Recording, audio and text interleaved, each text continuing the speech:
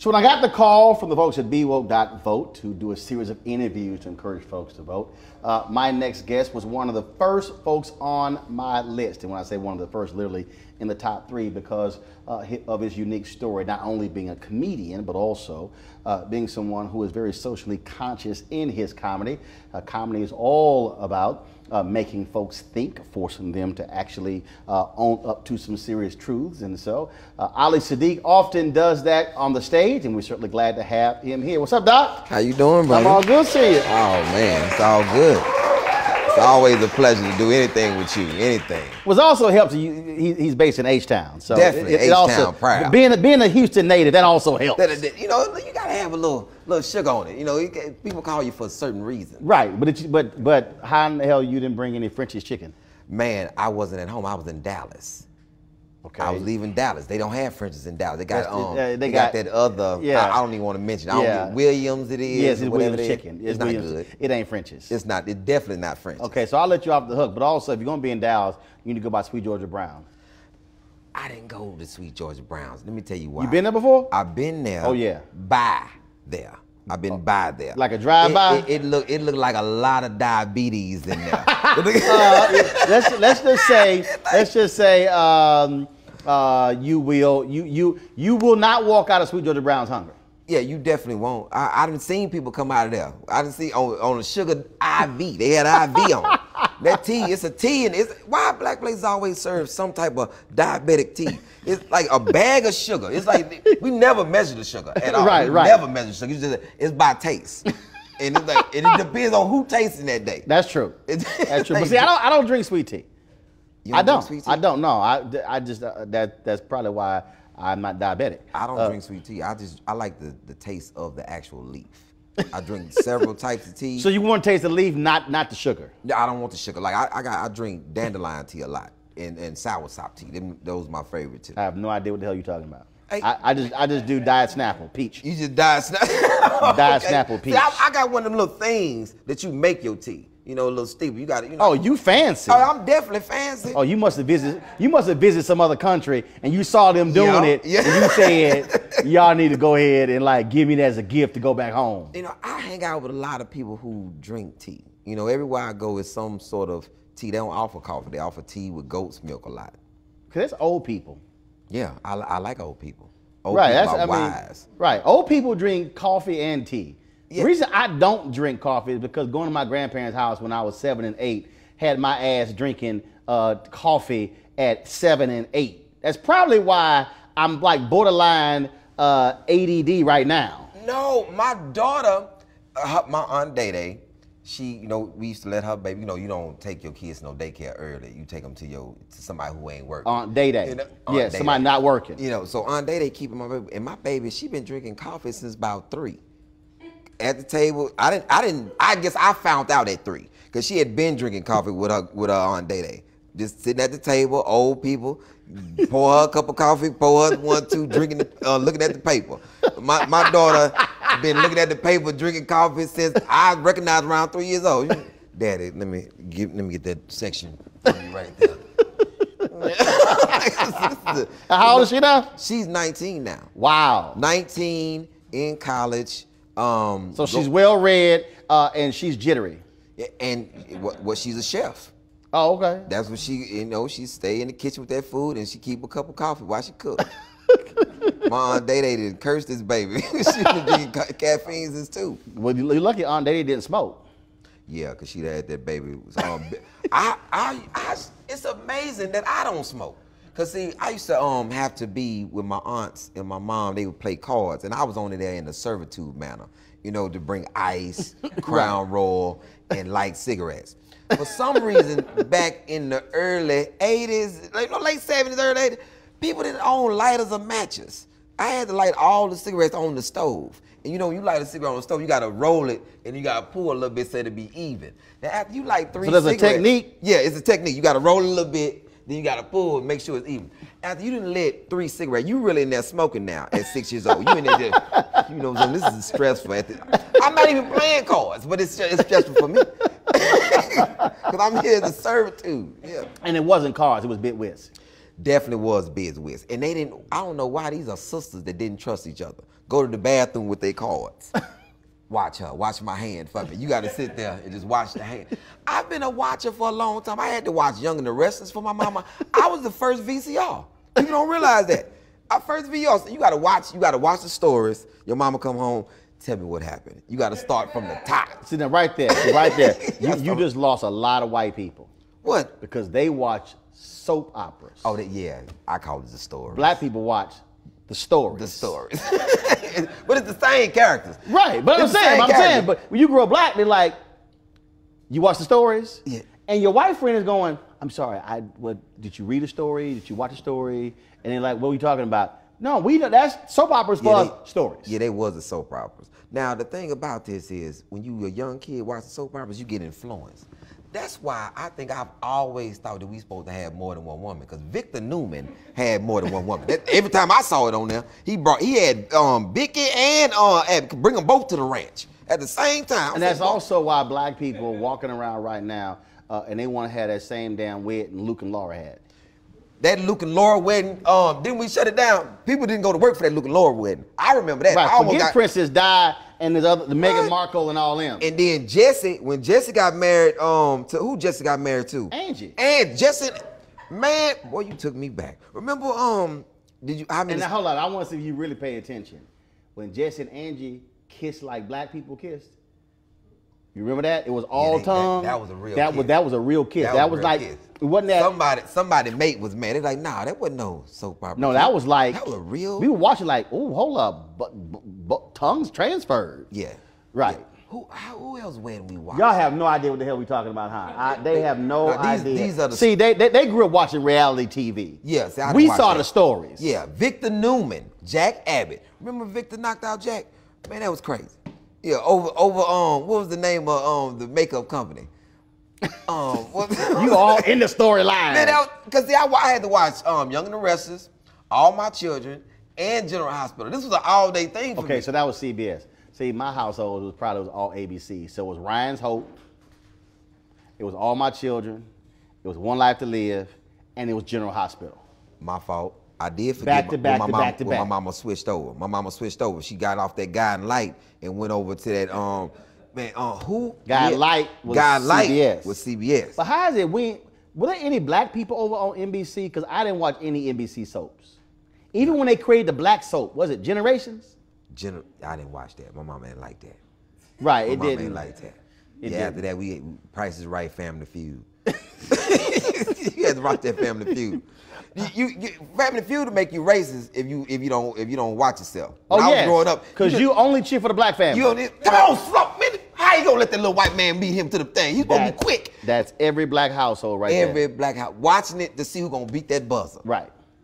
That's a shame. Right. How you overbid on Prices Right that damn high? That was one of the biggest jokes I ever did on HBO when I said black people never won on Family Feud back then.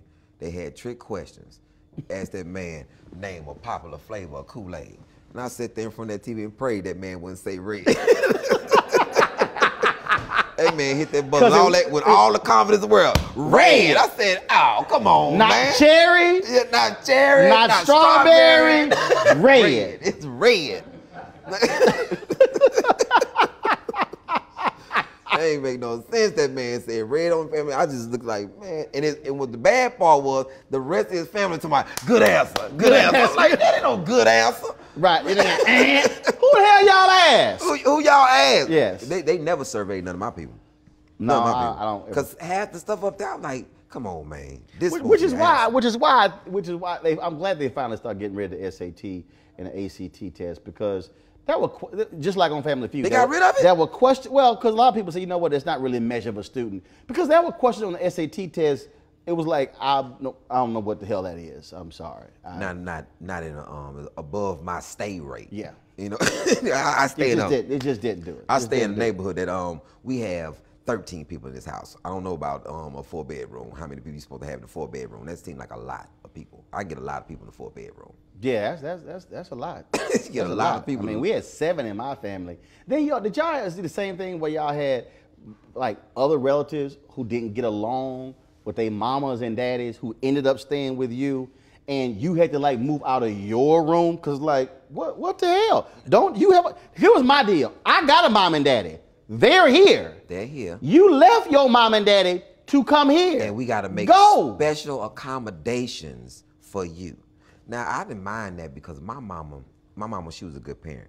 When she didn't, she was struggling a little bit when my daddy left, she had good family members that she can send us to. Me and my sister. She sent both of us. Me and my sister. And she would send money to, to take care of us. We ain't do that. We ain't do that. Y'all ain't do that? We ain't do that. No, because we didn't do that. My daddy didn't quite.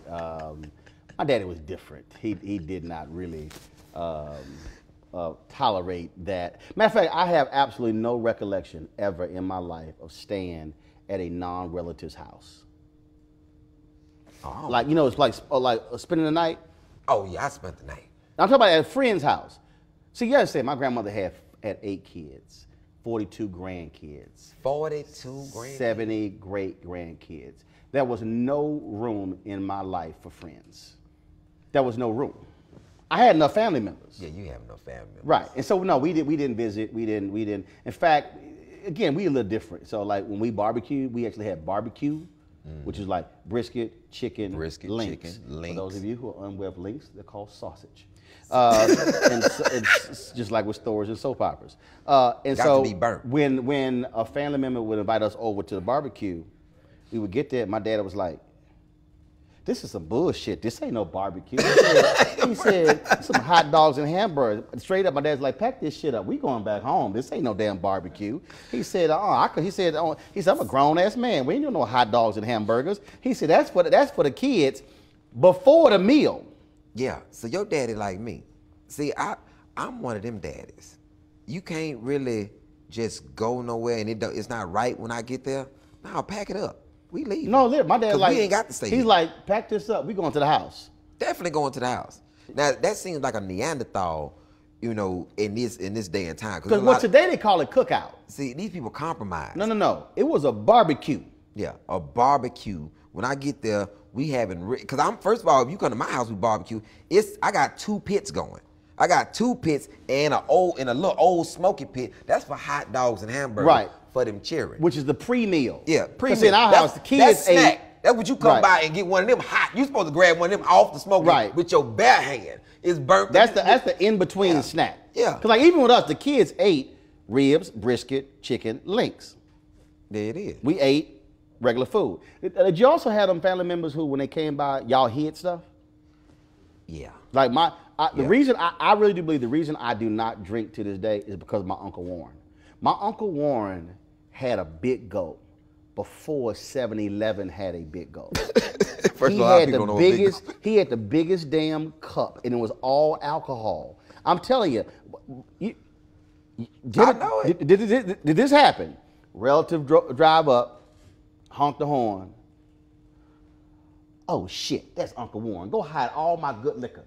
And so we would go hide the good liquor, and so in like between them getting out of the car and making it to the doorstep, 3 things could happen. We could hide all the good liquor, we could hide all of the good desserts, and we could clean the living room and the kitchen and the hallway in the time it took them from getting out of the car to the doorstep. Pat. Doc, my dad had straight up military operations going. Straight up. I'm just trying to tell you. Co-op go. And y'all knew what to do. 5 of us. 5. It's 5 of y'all. Y'all can do a lot. It's 5 people. No, but there was no conversation. Oh, ain't no conversation. It was like vacuum cleaner, broom, fold, hot liquor, hot cakes. Boom, everybody had it. Everybody had a job. You a special assignment child. Because we had some other relatives who they would come because they would like to pack stuff up. My dad was like, no, he said, you're not going to plan your meals for the rest of the week on me. See, the thing is, my family, they drank and they brought their own liquor. So you didn't have to hide. See, that's what I'm talking. They coming in lit. That's what I'm saying. My uncle. So all you had to do was do the setup. Oh, the setup. Okay, so let me do this here for all people who are not black, and for the black people who are under the age of 35. Under age 35. What a setup is when your mama and daddy back in the day used to go out to a club, and then you could bring your own liquor, but you had to buy the setup. The setup was a bucket of ice. And it was lemon and lime and cherries, and it was a white bucket. That's what a setup was. Setup. See, setup. And I was a pro at setting up lemons, limes, and the cherries. You had to just put them out the little thing, just in your hand, put them in the thing, ice, bring a stack of cups, sit there, and when them cups get low and ice get low, I just come in there easy. You know, I was always could be a shadow in this room. That's how I used to drink liquor with them. They didn't know. Yeah, because when they get it out, I'm smoking cigarettes, drinking liquor since 6. Because I'm there as a servitude manner. By the time you got to high school, you really were about 38. Yeah, I was really 38. I was really 38 in high school. I was an old man by the time I got to high school. My dad, man, and see, what's crazy, my mama made a mistake when she let me live with my daddy for one year, because my daddy, he was an awful parent. He was like the worst. He didn't know what he was doing. So he didn't wash clothes one time. And back in the day, this is like 19, we're gonna go 83, 84. 83, that was Jackson 5 in the Victory Tour. Yeah, Billy Ocean was out though too. See, I don't know, Billy Ocean popped out of nowhere, and my daddy, everybody in my daddy's generation fell in love with Billy Ocean. They had them look, that small little curl, that low curl, and they in bikini draws that came out that year. I'll never forget this, because bikini draws came out 83, 84. My daddy didn't wash clothes. So I say, hey man, I got no underwear. My daddy say, well, go in my top drawer and put on some of the bikini drawers. I said, no, I really don't like bikini drawers. I don't like Billy Ocean. You know, you like Caribbean Queen. That's your jam. So my daddy made me wear some bikini drawers, but he don't really understand. I'm in school, and you gotta dress out for gym. So you have to dress out for gym. You gotta take. So now my partners see me. Okay, hold on one second. For everybody who's under 35, dressing out for gym was a concept that when you were in school, there was a thing called physical education, which was required. These days, they don't have any physical education. Nothing. So therefore, what you wear to school is what you wear home. Continue. So I gotta dress out for gyms. I gotta put these shorts on, and I totally forget that I got these panty-like drawers on. So my boy Denard, you know, Denard is not a common name, so you know this is old. Denard used to be sick. Don't nobody call the kids Denard no more. Denard said, boy, you got on panties? I was like, no, you know, Billy Ocean, Caribbean. He's like, first of all, I don't know that song, and don't ever do that in front of me. I like, these my daddy drawers, first of all. And man, I was so mad at my daddy, man. I still to this day, I don't like bikinis, I don't like bikini drawers, and I don't like Billy Ocean. You mentioned your mother, you mentioned your father. Growing up, was voting, was community engagement, was that a part of your life? Nah, I didn't really hear a lot of people talking about voting growing up. It wasn't a conversation. It was always who in office, but you never knew how they got there. They just like, see, they didn't put this man in office. And I'm like, who is they put him in office? That's all I used to hear was, they put this man in office. They ain't nobody in office for us. Okay, but so how did they get it was there? always they.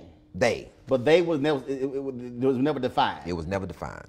And did anybody even own up to, I'm part of they? No, it was just a, they in office, they ain't gonna let us, them, look what they did, them folks there. It was never like, who are them, they, and those? Who are these people? And when you grow, I didn't even find out about voting, which is oddly enough, how important voting was. I found out about how important voting was in prison. Dead serious. Dead serious. Old man in prison say, hey, brother, you ought to try to persuade your people to vote for Ann Richards, because she can't run again. This is her last term. Now, if she win, then all she gonna do is just steal money. You know what I'm saying? While she getting out of office. Now, if Bush get in office, boy, ain't nobody going on. The first thing a politician said, I'm gonna be tough on crime, tough on crime. Ann Richards. So I didn't really understand the concept. How old were you? I was in jail, so I was 19. You were 19. You went in at what age? 19. 19. Mm-hmm. You went in jail for? Drug trafficking. So you go in jail, and 19 years go by, between card games and family get-togethers and wearing bikini panty draws and all that sort of stuff. And I'm in them streets. I'm in the streets hustling. And what's crazy, your neighborhood, your environment pushes you to the streets very early, because in our neighborhood, this is the only place that you hear that you got to get out of here at 18. So in your mind, you 13 when you hear this. You got 5 more years until you on your own. So is school important or hustling to get some bread? Because at 18, I got to get out this lady house, and I don't know where I'm going or what I'm going to do. So it wasn't go to college. It wasn't get a job, go to the army, go to the military. It was, you got to be out this house. You got to be out this house. And that was a common thing growing up in that time. You got to get out this house. You know, what you going to do? But you got to get out. I don't know what you going to do, but you got to get out this house at 18. So when it's so you go to prison at 19. Yeah. Sentenced for how long? 15 years. And you're, for the first time, you're hearing this old man talk about voting. Mm-hmm. What did you say? What's that? What's that? And why does that make a difference? What did he say? And he broke the Ann Richards thing down to me about they gonna be stealing money. He said, and his thing was about people getting out. He said, man, a lot of people gonna be here that's not gonna get out because Bush is gonna come in and he gonna set off all these people's sentences just to show that he's tough on crime to get favor with whoever put him in office. Made sense to me once he broke it down. Then I started reading about voting and the importance of voting, just talking with them. Because these are men who probably marched for voting, probably something went wrong in their life, they still ended up in this place. But there was a lot of knowledgeable people there, and I just hung with the old cats that had all this information. Hey man, when you get out, this is what needs to happen. This is what's not in the community. This is the reason why you're here. You know what I'm saying? You don't see it like this, you know. And I'm like, man, wow. That was deep what you just said. And I'm still young and wild in there. And I didn't understand that these old cats, because I was one of the only young people that was still listening. Like, you can still talk to me. I was still, what you saying? I wasn't at this point where what you said didn't have no weight to me. Like, I wasn't a lost cause. So they came up with this plan unbeknownst to me. I didn't find out about it until they had already accomplished their goal. The man said that I was so wild on this unit, dude named Blackshire. He said, we got together, we say once we get him, then we get the rest of the youngsters. You know what I'm saying? And he said, when I said that, you was on the rec yard fighting when I said it. He said, look at him, the little wild crazy one. That's what we got to get. So a group of old men in prison said, if we break him and put him back together and mold him, it's going to be a domino effect. He'd get everybody else. Is that what happened? That's what happened. 6 different units, though. They didn't know what they started. Every time they moved me from a unit, I changed the unit. They would just have to move me. And so when you have somebody who so powerful that, I'll never forget it, you was at the Million Man March. Yep. I'm in prison. We supporting from prison and showing unity because I put together a plan. This guy named Lewis McKenzie. He was the first person I told. I woke up, I say, Lewis, man, they got this Million Man March, and we not gonna be a part of it. We can't be a part of it. But we got to show some type of solidarity. I said, man, I don't want nobody black to go in that cafeteria. On that day, October 16th, I don't want nobody in that cafeteria. Breakfast, lunch, or dinner, I think we can feed each other. I think we can do it. He said, boy, you pull that off, they gonna move you. And I said, I think I can do it. And we did it. And I think that was the only time I ever shedded a tear in prison, because I got up that morning and walked on that rec yard, and I didn't see, from 6 different buildings, I didn't see one black inmate walk into that cafeteria. Even the people who was cooking the food didn't eat in there. And I knew they found out about it because on that day, you know, you got people working in the kitchen. Spaghetti was on the menu. And they changed it from spaghetti to fried chicken. And it wasn't because, oh, it's a black thing. That's the only time that you get a whole piece of chicken. And it'll be another month before you get it. And the funniest thing, Halim, his brother named Halim, he was cooking. And he had stole out the kitchen all this chicken. He said, now you told me not to eat it in there. She didn't say nothing about taking it back to this, bringing it back to this block. And it was so powerful that the Hispanics came and said, hey, next time y'all do that, we gonna do it with you. Because that was the only way we could show some strength. You gotta throw away $30,000, $40,000, $50,000 worth of food. And you gotta explain why they ain't eating. What's going on, why they ain't eating? We spent every dollar we had to feed each other. And when people was coming out from the fields, it was amazing to see them turn away from that chow hall and go back to their blocks. And brothers had already made spreads, like, just come over here, we got you. Breakfast, lunch, and dinner, we got you. And that was a big thing to me. Then I got moved. Then I got to another unit, they was riding. Every other week they was riding. And I was like, nah, we can't live like this. Y'all fighting behind nothing. And I was so sarcastic, I was like, hey man, this is what we not gonna do. We're not gonna let them keep gassing us, you know what I'm saying, because y'all wanna fight. Next person put their hands on somebody here that's black, you're gonna have to deal with a lot of us. You're gonna have to deal with a lot of us. And the Muslim brothers was like, he's already told y'all what's gonna happen. We not doing this no more. Ain't no more being locked down and being further locked down. Like that, it didn't make sense. So I think I was one of the youngest coordinators inside the institution. And the biggest thing was Monday Night Football was when the Crips and the Bloods that was in Hondo, Texas on Torres unit met every Monday and exchanged books right before Monday Night Football. And it was a mandate on Torres unit. And everybody know this, that was on Torres unit at that time. If you was under the age of 22 years old. Did you create that? Yeah, if you was under the age of 22 years old, from the age of 18 to 22 years old, you were not allowed to fight on this unit at all. You had to go to school. If you did not go to school, we're going to beat the shit out you until you go to school. So you choose it, it's on you.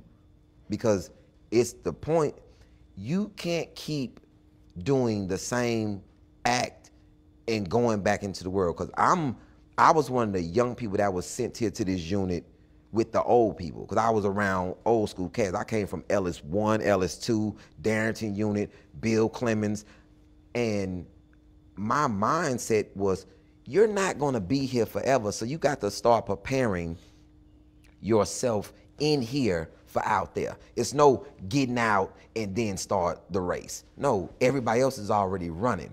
So when people say these reform things or what we gonna do once somebody get out, you have to change the mindset of the individual in there. I knew me, this is not the place for me. I knew that. I was like, if they would have showed me intake, I would have never sold drugs ever in life. If they would have just showed me intake. Intake is the closest thing to slavery that you will ever be a part of. What is it? It's when they book you into the prison. You're stripped down naked. You're placed, man, first of all, the trip there is the same trip as the ship. They replace as a slave ship. They replaced the ship with a bus. So you on a bus, you shackled to somebody else. If they gotta go to the restroom, you gotta go to the restroom. They gotta do number 2, you gotta stand there. If they gotta do number 1, you there with them. You shackled to this person. You get off the bus, you shackle you, they unshackle you, they put you through this thing, they strip you down naked. And they got this thing where they want you heel to toe. So you naked and your toes are touching the man's heels in front of you. So that's easily that your private area is touching and somebody's right behind you. So now they shave your head down bald. Now open your mouth. They detox you. Same like when you saw on slavery, they throw that flour and they detox you, bathe you, go in your mouth. You not already bathed and been shaved. They still go in your mouth, go in your anal, lift up, cough up, everything. Then they house you. They give you a number. And this number is branded into your brain. I know this number better than I know my Social Security number. Your inmate number. Yeah, and I've tried to forget it. One time I thought I did forget it. And it is? 679346. You're known by that, not your name. Not your name. You say it every time you move it. That's your identity. 679346. I've been out 20 years. 679346. it kills me that I even know it. It kills me that I even know it, man.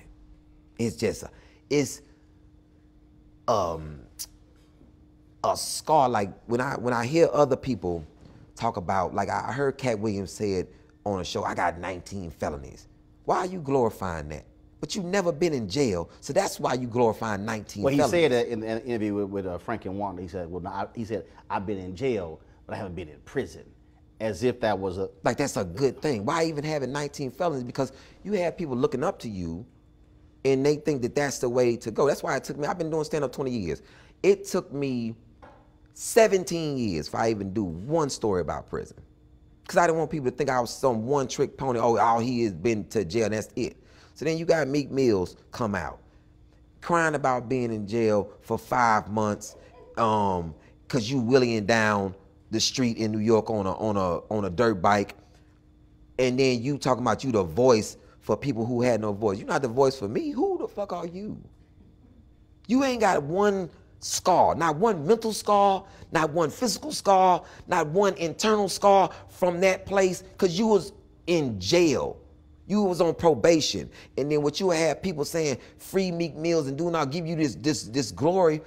But what you were doing, my friend, was incorrect. If that lady wanted to violate you, somebody who was on parole, if that lady wanted to violate you, she could have violated you every time she saw you smoking weed in the video. Every time you was out of town without permission. If she was against you, but see, that's not what you gonna say to the people. So you on Lester Holt talking about you the voice for who? Not for me. And I really did it. You ain't did nothing. You served how long? I served 6 on a 15. And then walked the rest on the street. And when you walk on the street with it, it's even more detrimental because you don't want nobody to know your name. You don't want nobody to know nothing about you. You move because somebody can easily say this. Ali did something to me, and now it's my job to prove that I didn't. Guilty. Now you want to financially strap me? You want to financially strap me to fight that I didn't do something just because somebody decided that they didn't like me, or I said something they didn't like, or some girl liked me whatever the excuse may be. Now I got to fight. You gonna just come pick me up? Excuse my daughter is in school. Excuse that everything that I'm doing in my life. You just gonna uproot me and put me back in a cage, and I'm not for that. That place creates a type of human being that people really not prepared for. I understand, and it's not fictitious with me. If you choose to accuse me of something wrong, I'm probably gonna hold court in the street, and it's nothing that you can do to me because I understand who I am, and when the odds are not in my favor. Even in that place, officers knew, hey, if we cross him, he's gonna be a handful because he's already made his declaration. Hey man, before I let y'all take anything from me, I will die in here as a man before I let you take an inch from me. This go for inmate, this go for officer, and whoever try to buck the system. Because now you you took a non-violent offender, you put him in a violent place, and you think that I'm not gonna become a formidable opponent? No, I'm gonna just galvanize to the place that I'm at. I'm gonna start to act like the place that I'm in until somebody pull my hand and say, young man, you don't belong here. We ain't gotta talk right now. I just wanna let you know, out of everybody here, I've been here 27 years. You don't belong here. And we'll talk after you calm down. What you mean I don't belong here? He said, man, I saw you when you came in that gate. And I didn't say nothing about something weak about you, nothing. I knew you didn't belong here because you still got light in your eyes. I said, what? He said, you still got light in your eyes. Man, I watched you one day on the rec yard, man, you were just happy. You was by yourself walking around out there happy. I said, that little brother still got it. You not no hardened criminal. He said, I guarantee you, everything you did, you was with somebody. Everything you did, you was with somebody. Everything I did it by myself. I was hardened by the streets, and I know you're not like that. And when somebody talk to you and your father didn't really give you good conversation, you know, so you now you talking to like somebody that's like your grandfather, and he an old man. He real live got your best interest at hand.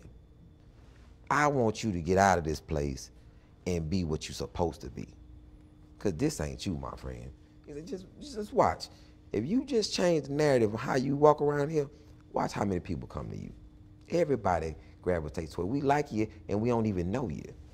That's the crazy part. We like you and don't even know you.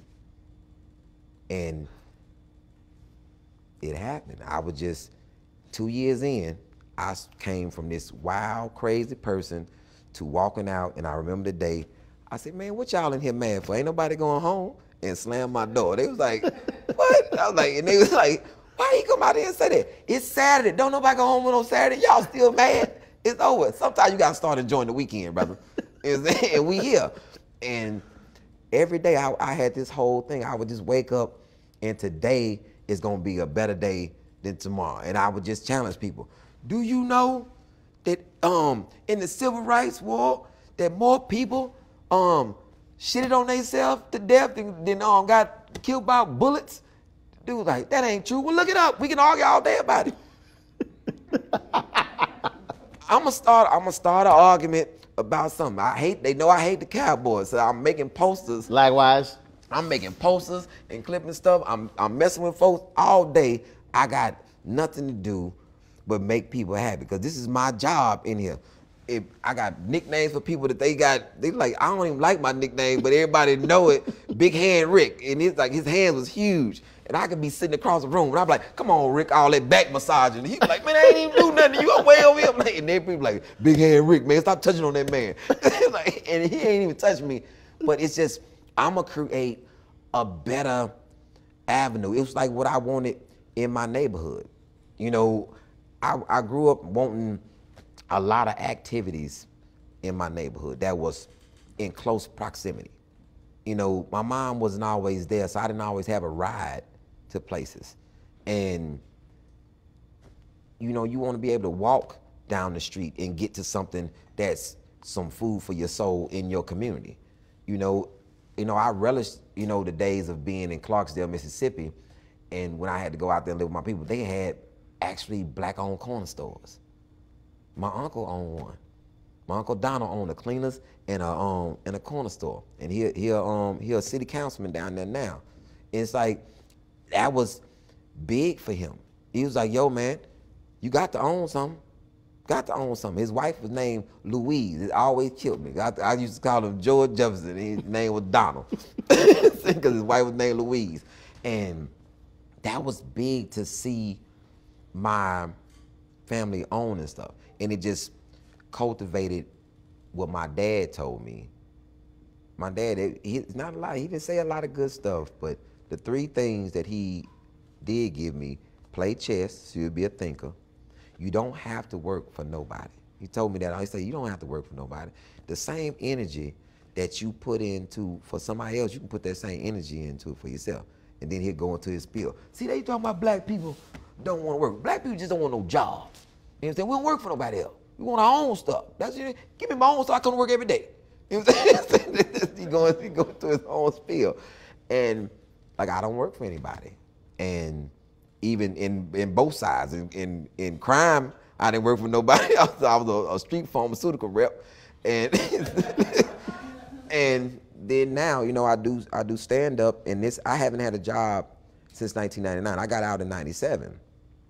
Late 97, going to 98, and I was hell bent on not working for nobody. I used to sell suits. And in Sharpstown, I worked in a place called Sharpstown Mall in a spot called Mosa. And I worked there as it's crazy. Reginald Ballard was the person who gave me my shot, because I went to his store for a whole week until he gave me a job. Because in my mind said, I'm out, I need clothes. What better place to work at a man's apparel store? So I went in, I said, hey, man, y'all hiring? Man, we not hiring. Came back the next day. I said, hey, man, y'all hiring? He said, man, I told you we wasn't hiring. I said, man, I don't know. Somebody could have got fired. I don't know. So I waited a couple of days, and I went there on the weekend. And I guess my face was familiar to him, and it was super busy. And he was like, say, man, we need some mock necks. And I didn't know what a mock neck was, and he pointed to me, and I just went to the back of the stock room. I just went back there and was like, my man say he needs some mock necks.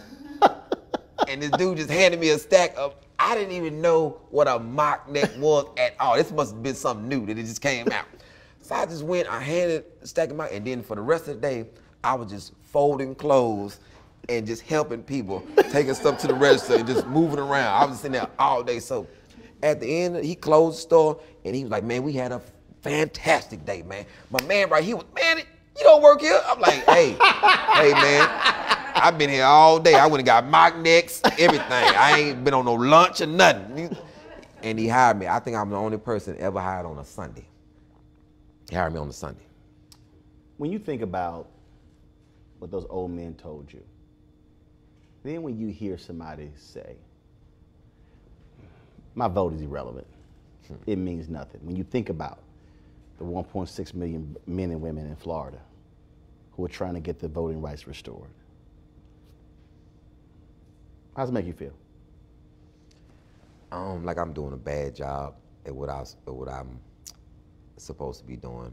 In my stand-up, I talk a lot about what we should do and how many people was lost and died for this right to vote, and how voting is an act and it's not a law, and how people are going through all this difficulty in voting and you just take it for granted. You know, it's a lot of people did a lot of things to vote. It wasn't just something that was handed over. You know how many of your ancestors, so when people talk to me about how black they are in their heart, I'm like, but you don't do nothing to honor the ancestors for the things that they put in front of you. It's blood on those votes. It's people died and did all type of things in order for you and further in future generations to be able to vote, and you take it for granted as it don't mean nothing. I think that most people just not informed enough on what to vote about and who to vote for. It's like you look on a ballot, you will see proposition 1 through 10. You don't know what any of the propositions are. Nobody educated you on Prop 1, how is it going to directly affect your community? How is it going to directly affect elderly? How is it going to directly affect the future? How do you not know and you vote for something blind? Or you don't vote for something blind? Or you see a name, you have no clue who this person is, and you just, it's all Democrat, I'm gonna vote for everybody on the Democratic. Like, sometimes we be voting for people who ain't got no backbone. I still think in my mind, who are the people that we voted for, that we put in office, that chose to accept that they couldn't nominate a Supreme Court justice? They accepted that. The Republicans told them they couldn't do it because this is a lame duck president. What you mean? Right. What do you mean? Which is one of the reasons, you know, and trust me, people were very upset with me, even in the Obama White House. And I kept making the argument, again, as somebody who studied history, Dr. King always believed in a protagonist and an antagonist. The reason the Albany movement in Albany, Georgia did not fully succeed is because the sheriff there was smart. He was college educated. He didn't act a fool in front of the cameras. He treated Dr. King and others with respect. When they got arrested, he was very cordial and very nice, and they could not tick him off. And that's one of the reasons why they felt Albany did not really succeed. Yet when they went to Birmingham, they had crazy ass Bull Connor. And they knew exactly what they had.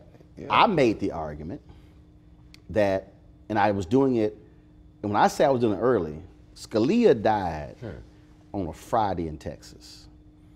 I was in Toronto, the NBA All-Star game, and I called several black women, Melanie Campbell, the Black Women's Roundtable, Leah Daughtry, former top official of the Democratic National Committee, called Dorothy Buchanan, who was the international president of AKA, and I said, y'all need to be meeting by Sunday. I said Obama needs to appoint a black woman to the Supreme Court. He had already appointed Justice Kagan and Justice Sotomayor. And the reason I felt that is because I felt to have, first of all, no black woman has ever been appointed to the Supreme Court. Not even considered. And then to have, knowing full well the Republicans were never going to do a hearing, I said you would have this image of this eminently qualified black woman, historic appointment, and largely old white men, Republicans, saying, forget a hearing, we're not even going to meet with you. And I thought about that scene from The West Wing when the Martin Sheen character went down to Capitol Hill and he sat on a bench by himself and the Republicans wouldn't meet with him. I said, imagine that was the image. So between March and November, black women who hate the Republican Party more than anybody else. I mean, it ain't even close. A black Republican told me that. She said, black women hate us more than anybody else. Then you would have white women mad. You would have Latino women. You would have, so all those people, millennials and others, who were not happy with Hillary Clinton, you would have something that could galvanize people. Bro, I pleaded, I yelled and screamed. I was every black, all the people who met with Obama, all of them civil rights people, I said, did anybody bring it up in the meeting? I'm like, what the hell? Nobody brought it up in the meeting? And so then he pointed Merrick Garland. I was like, look, he may be very talented, but we've had 113 white guys on the Supreme Court. I mean, no, we had, no, at the point, it was 112. I'm like, we had 106 out of 112. That's like the Harlem Globetrotters playing the doggone Washington Generals. It was like, we good. We could. But it's just one of those examples I felt could have changed how folks voted and why they voted. And to this day, and I don't care, Obama can be mad at me all he wants to this day, that was a huge mistake. I would agree. I think that a lot of things during that time were huge mistakes. As African American voters, we didn't ask for anything. What did we ask for? During the time of his presidency, what did we actually galvanize together and ask for? Because a lot of people actually said, oh man, brother got a lot going on, his plate is full. I said, yeah, but the return. That's his job. Right, the point, so this is the example that I use. The example that I use is, we were enamored that he was the first black president, but forgot he was the 44th. He was both at the same time.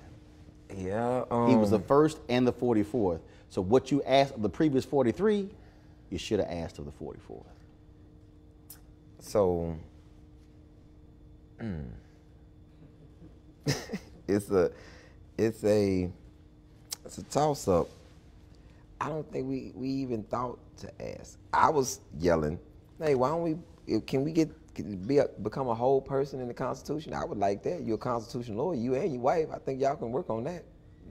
That's a hard thing to ask. Because see, when these kids be getting shot and saying, oh, you should state your Constitution right, well, they don't feel like it applies to us. Which is why I think when we talk about we want folks to be woke and vote, voting is the end of one process, but the beginning of another. And so with this initiative, we want folks, we don't care whether you're millennial, whether you're Gen X, whether you're Gen Y, whether you're a baby boomer, we don't care, I don't care what it is, we want you to vote. But the other thing is to get folks to understand that the day after Election Day, Election Day is November 6th. Yep. On November 7th, it's a whole new campaign, it's a whole new ballgame. When you see these folks talking about mass incarceration, talking about these, again, you said it, George W. Bush when he was running versus Ann Richards, oh, he gonna be tough on crime. That's all you hear from Donald Trump, law and order. Okay, he wins. Okay, now what we gonna do? The purge. Cause that's what I see when I saw how they did with this immigrant thing.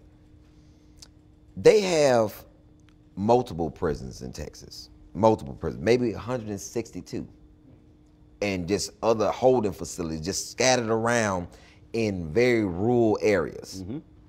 So they can hide you really well in this area, like right along the border, and even in small towns like Odessa, Midland, they'll have 3 or 4 prisons tucked off in there, in Hondo, Texas, all these little spots that you don't really think about. And mass incarceration, we hear it, we know what it is, but do we understand that these juvenile centers are a part of this mass incarceration? We've gotten to the point, this moral stain on the fabric of this country, we lock up our women. What type of country, what are we doing where it's so bad that we locking up women? Now, all of Canada, they probably got 1,300 people locked up total, and 85% of them have mental conditions. 85% of them actually, you're housed here because you're a danger to yourself and society because you're mentally incompetent. We have turned prison into a money-making machine, and I know that it's like cattle, because the most important thing in prison is the count. We got to make sure all the bodies are here, all the cattle is here. And when you're doing that, then that means you have no consideration on how somebody got there or what the condition was where the person got there. So now you have all these, let's fill it up with DWI people. Let's fill it up with child support people. I don't understand this, because people skip over this child support thing like it's not a large amount of people that's in there because they don't have the means to pay child support. Because back child support, I'm gonna lock you up for 180 days. And in some places it's a year, in some places it's more. So then when you get out, you still have the back child support. And it's accruing interest. And you have no job. And you have no job. And now that you served, it's hard for you to get a job because you served. And I pick you up again for another 180 days. How is that serving the child? How is that serving me getting employment? How is that serving the community? What is this? It's not serving, it's filling somebody's pocket. Filling somebody's pocket. So how, from your vantage point, how do we get large numbers of people to come to understand that doing nothing, sitting at home, and just believing that this is just a waste of my time actually is a detriment to them and their family and their friends and their loved one and their community and the neighborhood and the city and the state and the nation? Wow, how do we get that? If we could get Lil Wayne, Drake, the Migos, Cardi B, Beyonce, Jay-Z, Kanye, we got to get every person that they listening to say something informational and positive about voting, because they not listening to the average just vote. We gotta have to do some skits about why and what happens when you don't vote. You know, when you don't vote, then you have no community. You're like, hey, they changed Dowling Street to Emancipation. I don't want that. Did you vote? Did you? Because they asked. You know, you gotta hit people where they stand at. Like, understand what you're not getting by not voting. Let me give you a concept of, hey, you know, you could have this, and this school could be better. It could have this in this school, but you know how you get that? By voting. But you don't want to vote. What you need me to do? You want me to put a food truck in front of every voting stand? I'm handing out, as you vote, get you a hot plate as you walk off. You know, what do I need to do to get you to understand that this is, do I need to get a bus and drive around and go to every elderly home and pick them up? Pick them up. Tell them we doing, it's bingo. You know what I'm saying? Pick them up. Because they gonna get on that bus. They going to bingo, and we got free divers too. But see, the thing is, to that point, when you talk about entertainers, influencers. And what's crazy, I hate the fact that I even said it, because I'm tired of trying to dance to give you information. But, why I just can't give you information? But because here's the thing though, because the reality is, again, if one is a student of the movement,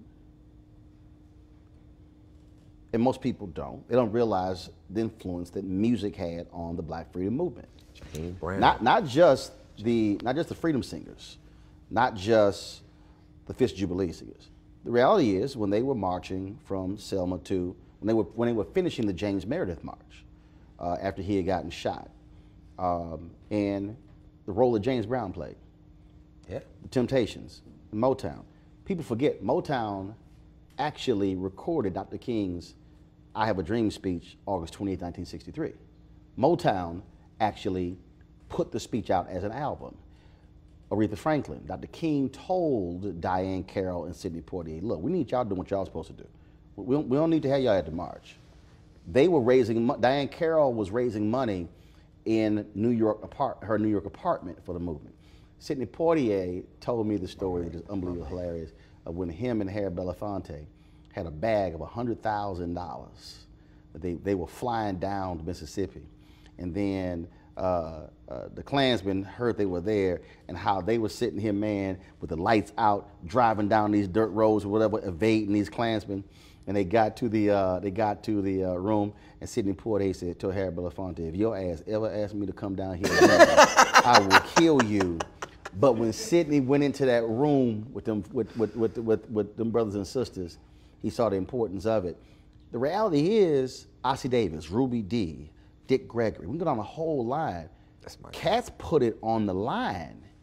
That, I think, so the reality is, our story is one of Paul Robeson, the poets, Harlem Renaissance. When you talk about Langston Hughes, when you talk about, so what you're saying is actually not outside the realm of possibility, because that's actually our story.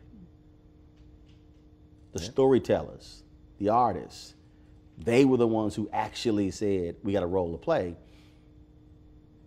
but you got to get to them. Got to get to them. And the role that I play, I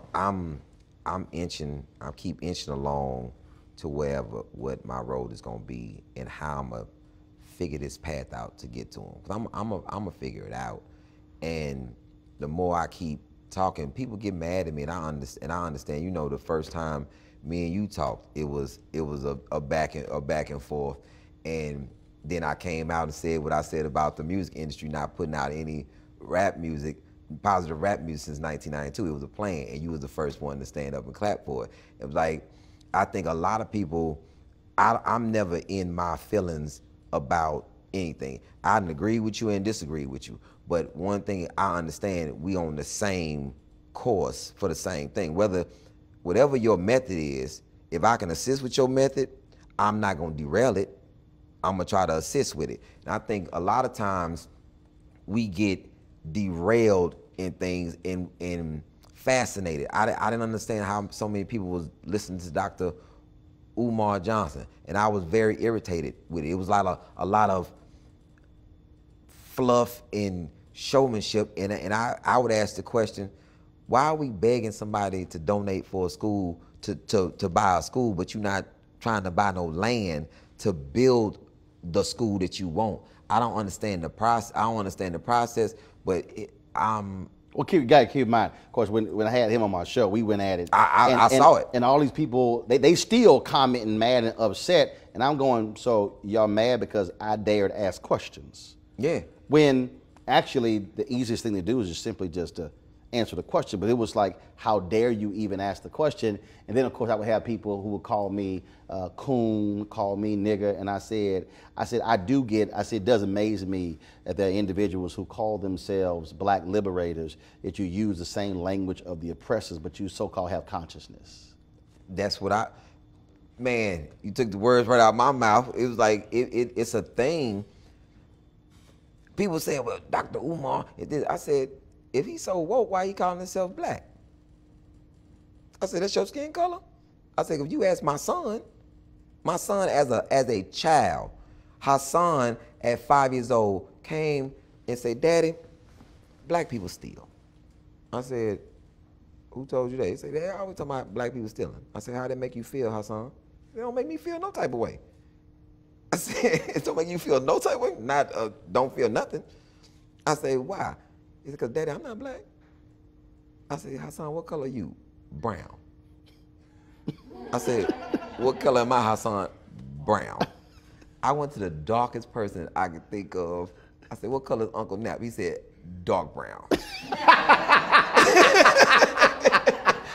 And he's like, I thought you're supposed to be classified by your nationality. He said, because I'm not a color. He said, that's just not who I am. And then by being in Spanish school, he knows what that color is in Spanish. He's like, nah, not happening. And you can't call this man, you cannot tell, what's up, strong black man? He be like, brown. Strong brown man. Because he, in his mind, he's brown. And he's like, where did that concept come from? And then, and in his mind, if you ask this man who is the first president, this is when I knew Hassan was gonna have to be homeschooled. This is when I knew. I was like, yeah, he gonna have to be homeschooled. And why is the name right in my head and I'm not able to say he's at school, and John Hanson. Lady asked him who was the first president, and he said John Hanson. First black president. Yeah, first black president. Right. First president, period. The man said John Hanson. And the lady's like, no, George Washington. He's like, nope, John Hanson. And then and you argue with that point, he was like, well, the first president actually created the national treasury too. Who was that? And he was like, John Hanson. Because when he say who was that, he gonna say John Hanson because he know you don't know the answer. Because he's like, John Hanson's the first president. You're not gonna tell him nothing different. And he said, now prove me otherwise. And he said, George Washington voted for him. So now prove me otherwise. And that's his mind. That's his mindset. And so you can't, anything that you say, like you can't, because it's what he sees. African-American men don't own businesses. He's like, well, my daddy friends own businesses, every last one of them. African-American men don't take care of their kids. Well, I don't, like a brother told him that his daddy didn't stay with him. Hassan was amazed, like, what you mean? Your daddy don't live with you. Like your real daddy don't live in your house with you. Boy, that's wild. He's like, what? But you hear that all the time. Right. But he goes through every last one of my friends. Keelan Farouk, Marcus D. Wiley, Dave Lawson. He'll go through all of them. He's like, I know all their children. I know them and their wife. I don't understand. What are you talking about? Keelan owns this business. His sister owns this business. His mama helped with this business. Uncle Nap owns this business. Uncle Jay owns this business. Jason owns Midtown Barbershop. Everywhere I go, I see African-American people owning something. So what are you talking about? And I'm homeschooled, so I don't go to school. I don't go to school. I go to my house. So I think he will be voting. Yeah, if he can vote right. How old is he? He's 6. He's 7 right now. Let me tell you. Last year,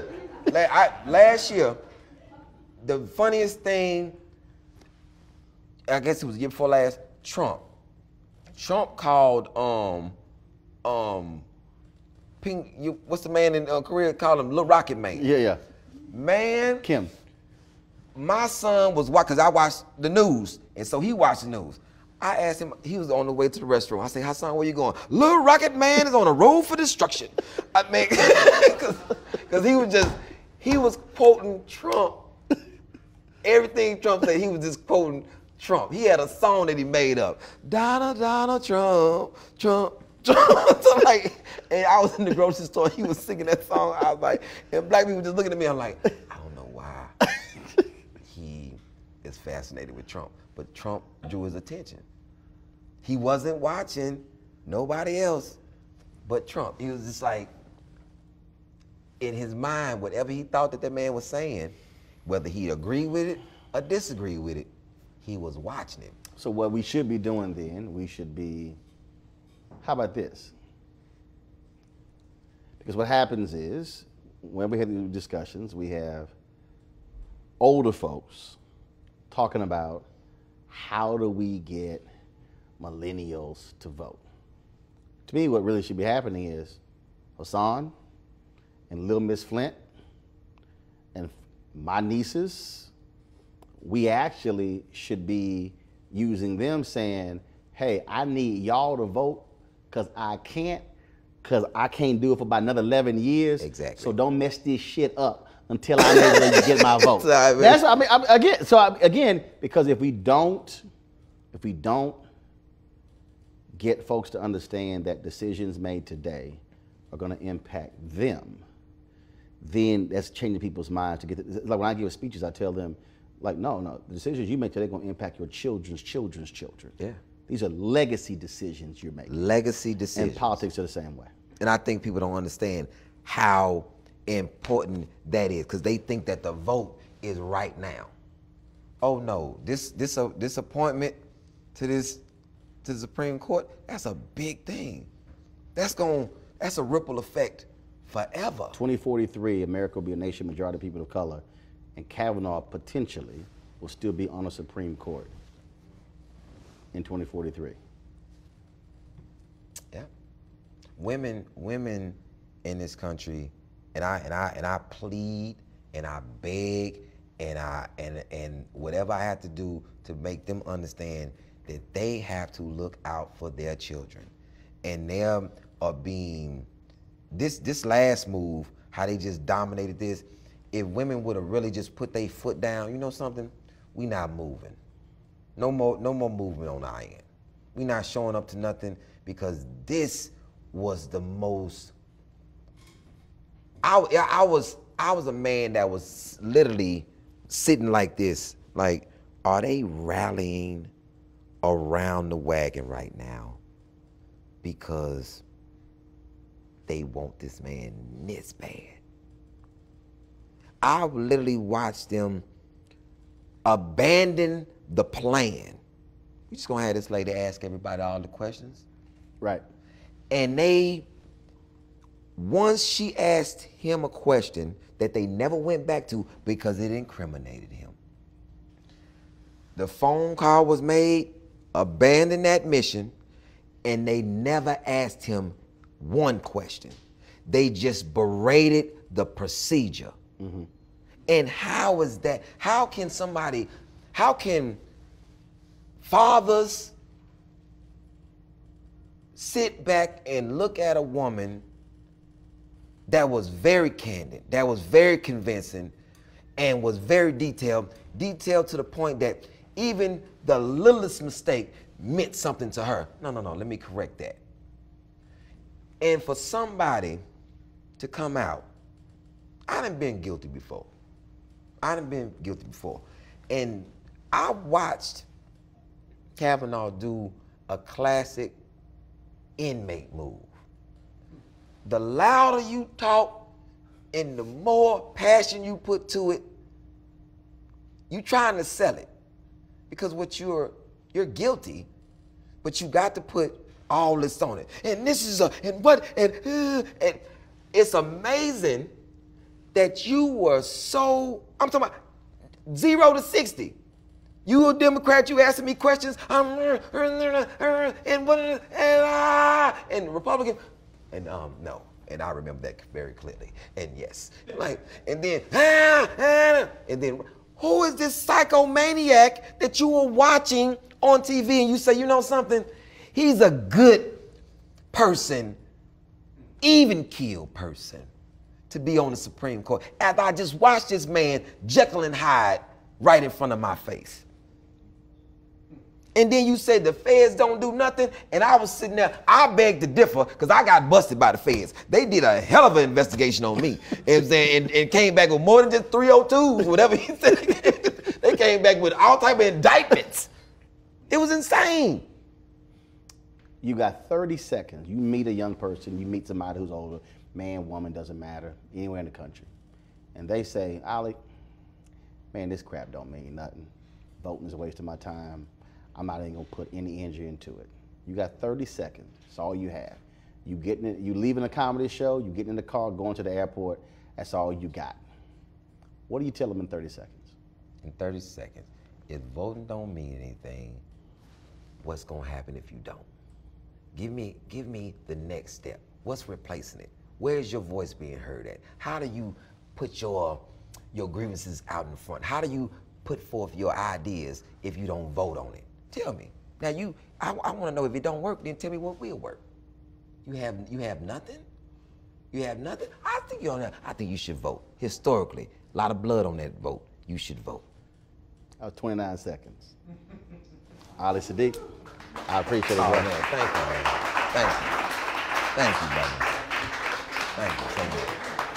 You want to check out Roland Martin Unfiltered? YouTube.com/Roland S. Martin. And subscribe to our YouTube channel. There's only one daily digital show out here that keeps it black and keep it real. It's Roland Martin Unfiltered. See that name right there? Roland Martin Unfiltered. Like, share, and subscribe to our YouTube channel. That's YouTube.com/Roland S. Martin. And don't forget to turn on your notifications so when we go live, you'll know it. Hey fam, want to check out Roland Martin Unfiltered, the blackest show on all of digital, cable, and broadcast. Check out our audio podcast. There's only one daily digital show out here that keeps it black and keep it real. It's Roland Martin Unfiltered. Press play. You want to support Roland Martin Unfiltered? Be sure to join our Bring the Funk fan club. Every dollar that you give to us supports our daily digital show. There's only one daily digital show out here that keeps it black and keep it real. It's Roland Martin Unfiltered. Support the Roland Martin Unfiltered daily digital show by going to RolandMartinUnfiltered.com. Our goal is to get 20,000 of our fans contributing $50 each for the whole year. You can make this possible. RolandMartinUnfiltered.com.